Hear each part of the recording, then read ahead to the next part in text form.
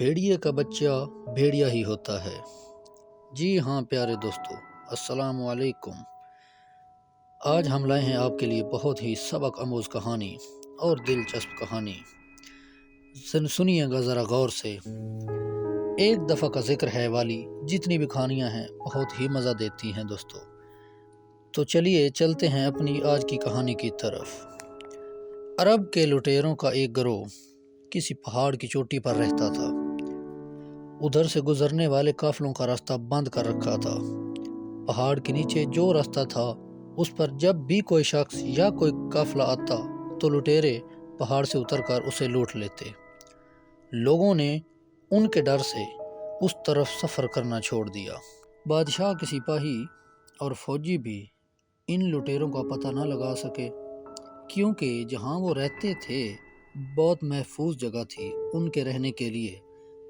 دور کہیں جنگلوں میں، جھاڑیوں میں، خطرناک جگہ پر انہوں نے اپنا ڈیرا ڈال رکھا تھا۔ وہاں پہنچنا آسان نہ تھا۔ بہت مدت تک یہی حالت رہی۔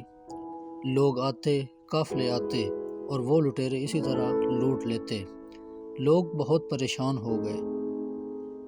اس ملک کے بادشاہ نے لٹیروں کا پتہ لگانے کے لیے ایک جاسوس مقرر کیا، جو کہ بادشاہ نے ایک خاص آدمی کو چنا اپنے محل سے، جو کہ جنگلات کے رستوں سے بخوبی واقف تھا۔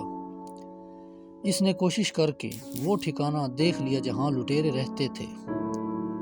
ایک دن فوج کا ایک دستہ اس پہاڑ پر پہنچ کر ایک گھاٹی میں چھپ گیا۔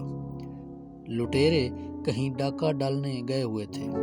شام کے وقت جب تھکے ہارے وہ لٹیرے واپس لوٹے اپنی اس جگہ جہاں انہوں نے ڈیرا ڈال رکھا تھا، سب سامان کے ساتھ، تو وہ بے خبر تھے کہ کوئی ہمارے تعاقب میں ہے یا کوئی ہماری ٹھکانے کو جان چکا ہے۔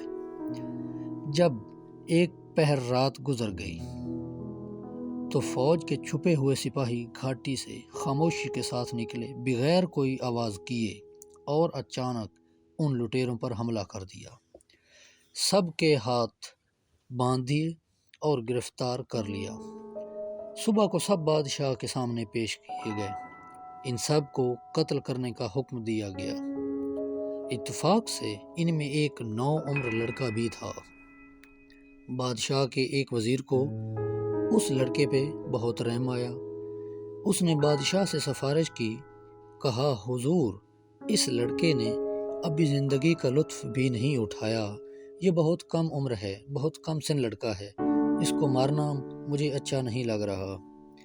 میں آپ سے گزارش کرتا ہوں، بنتی کرتا ہوں کہ میں انصاف پسند بادشاہ سے اس چیز کا درخواست گزار ہوں کہ اس کو معاف کر دیا جائے، یہ مجھ پر بھی بڑا احسان ہوگا۔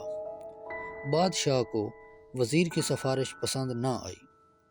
اس نے جواب میں دیا کہ جس کی ذات بری ہے وہ نیک لوگوں کے ساتھ رہ کر نیک نہیں بن سکتا۔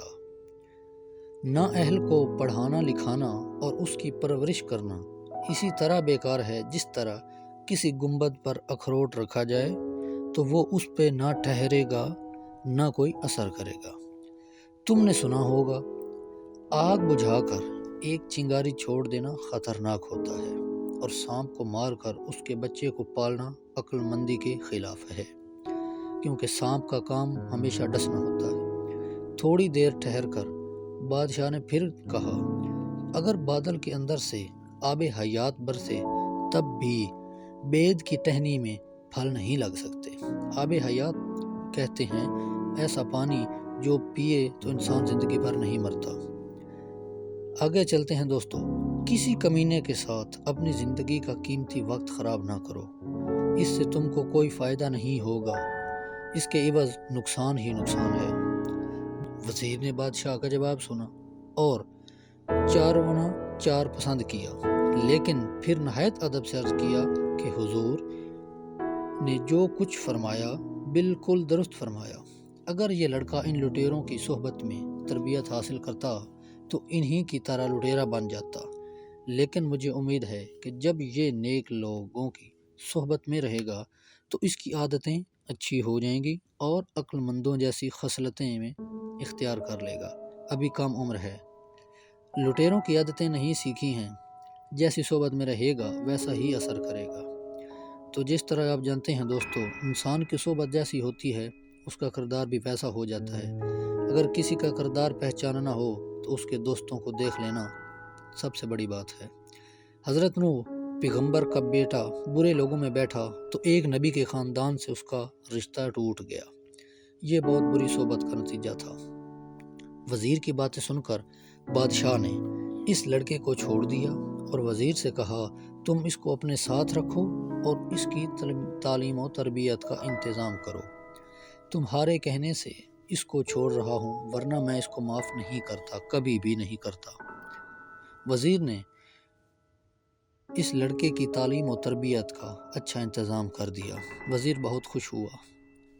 تو دوستو، کہانی سنانے کا مقصد یہی تھا کہ اچھی صحبت کا اثر ہمیشہ اچھا اور بری صحبت کا اثر ہمیشہ برا ہوتا ہے۔